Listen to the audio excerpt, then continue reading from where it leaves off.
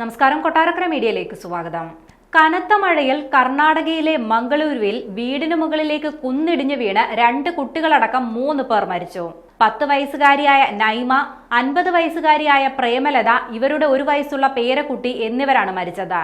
ഇവരുടെ മരുമകളെയും മറ്റൊരു കുട്ടിയെയും പുറത്തെടുക്കാനുള്ള ശ്രമങ്ങൾ NDRF സംഘം തുടരുകയാണ്.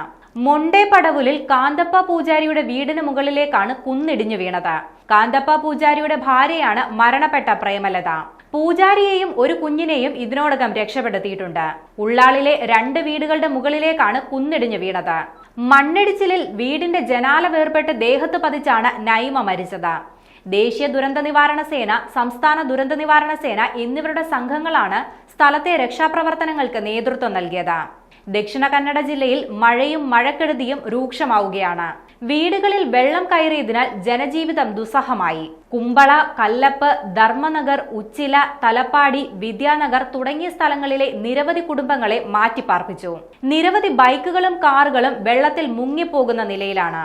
വാഹന ഗതാഗതം പൂർണ്ണമായും തടസ്സപ്പെട്ടിട്ടുണ്ട്. ഉത്തര കന്നഡ, ബെലഗാവി ജില്ലകളിലും മഴക്കെടുതി രൂക്ഷമാണ്. കൊങ്കൺ പാതകൾ നിലവിൽ മണ്ണിടിച്ചിൽ ഭീഷണിയിലാണ്. കർണാടകയിലെ തീരദേശ മലനാട് ജില്ലകളിൽ റെഡ് അലേർട്ട് തുടരുകയാണ്.